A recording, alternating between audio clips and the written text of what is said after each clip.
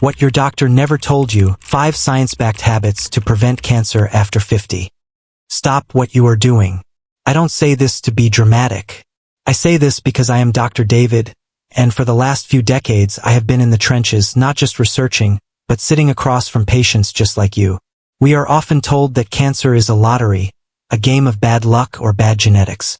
The medical world often focuses on detection, finding the problem once it has already arrived. But I am here to tell you that the latest science from institutions like Harvard and Stanford proves otherwise. There is a roadmap to changing your biological trajectory. We are not talking about magic pills. We are talking about the conditions your biology requires to thrive, defend itself, and regenerate. Before we even begin, I need you to do one thing. If you are over 50, or if you care about someone who is, hit that subscribe button and turn on notifications right now. This channel is not about clickbait or quick fixes. It is about building a community of people who are taking control of their health. I read every comment, and your stories, your fears, and your victories are what dictate the research I bring to you next. Today, we are going to look at the 5 habits that can shift your cancer risk. We are going to strip away the confusion and get to the science that you can actually use tomorrow morning. Let's start with something that sounds almost too simple to be true: water. Most people dismiss hydration as a basic health tip, but there is a massive gap between drinking enough and cellular hydration, especially after the age of 55. There is a phenomenon researchers call interoceptive thirst sensitivity. In plain English, this means your brain gets worse at telling you that you are thirsty as you age. A 2019 study from the University of Barcelona found that adults over 60 are chronically operating at 8 to 12% below optimal cellular hydration without ever feeling the physical urge to drink. Why does this matter? Think of your lymphatic system as the city's sanitation department. Its job is to act like a garbage truck, collecting cellular waste, metabolic byproducts, and damaged DNA fragments. When you are adequately hydrated, this system runs smoothly. But when you are chronically dehydrated, that garbage truck slows down. Damaged cells begin to accumulate, inflammation rises, and as we now know, chronic, low-grade inflammation is the fertilizer that allows precancerous cells to take root. The Harvard Nurses' Health Study showed that women who drank more than 5 glasses of water daily had a 45% lower risk of colon cancer compared to those who drank 2 or fewer. Here is the bedside protocol I want you to start tomorrow. Keep a 20-ounce glass of filtered water on your nightstand. The moment your feet hit the floor, drink the entire thing before you look at your phone, before you make coffee, and before you eat. This primes your lymphatic system for the day. For an added boost, pair this with 10 minutes of light movement, walking around the house or stretching. Movement acts as the engine for your lymphatic system. It physically pumps that fluid through your body. Now, let's pivot to your gut, the control center for your immune system. We are talking about fermented foods. For decades, Western medicine largely ignored this, but we are now seeing over 1,200 peer-reviewed studies confirming that fermented foods are a critical pillar of cancer prevention. A study from Stanford University published in the journal Cell showed that adults who consumed high-fermented food diets saw a dramatic increase in microbiome diversity and a measurable decrease in 19 specific inflammatory proteins associated with cancer progression. This is critical for people over 50 because of intestinal permeability, or leaky gut.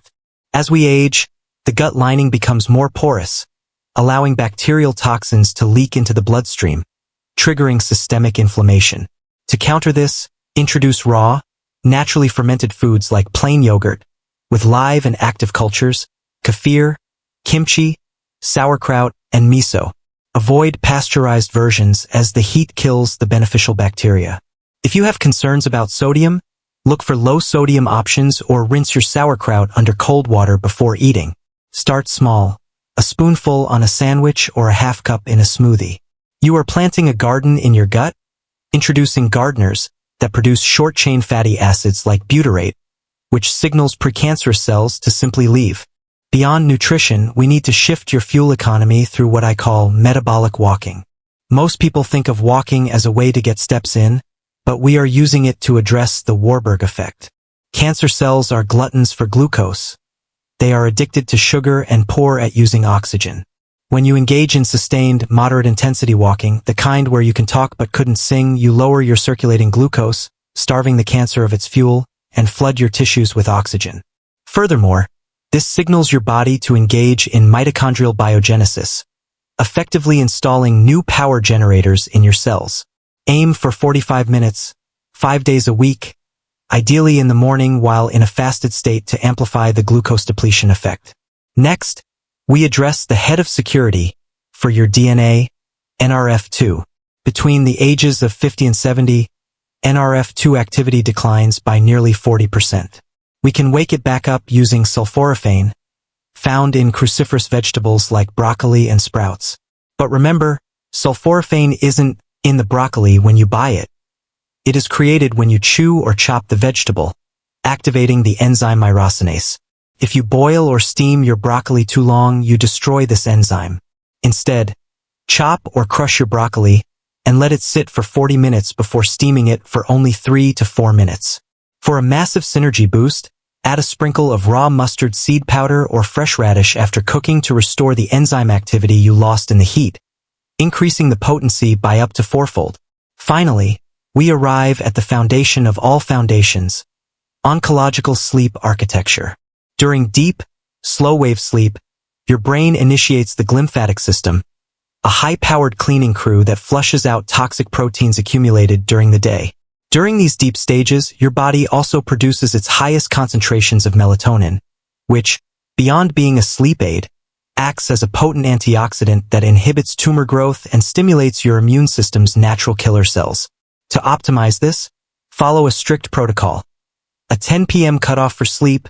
Keep your bedroom cool, 65 to 68 degrees Fahrenheit. Make the room pitch black to protect melatonin production, and avoid eating within 3 hours of sleep, as digestion competes with the cellular repair work your body needs to prioritize. I've shared a lot of science with you today, but I want to leave you with a simple truth. You are not too old for prevention. The research does not have an age limit. Whether you are 55, 75, or 85, your body retains a remarkable capacity to defend and regenerate when you give it what it needs. These habits, morning hydration, fermented foods, metabolic walking, sulforaphane, and restorative sleep, are not exotic protocols. They are the conditions your biology was designed to thrive in. They cost almost nothing, they require no prescription, and every single morning, you get a fresh opportunity to begin. Your independence, your quality of life, and your ability to be present for the people you love. That is worth a glass of water, a walk, and a good night's sleep. Don't let anyone tell you it's too late. The research says otherwise, and so do I. I want to hear from you. Which of these habits are you starting tomorrow morning? Not next week. Tomorrow. Let me know in the comments below. And if this has helped you, please subscribe and share this with someone you care about. Your support allows us to continue bringing this evidence-based science to the world. I'm Dr. David. Thank you for your time, and thank you for taking your health into your own hands.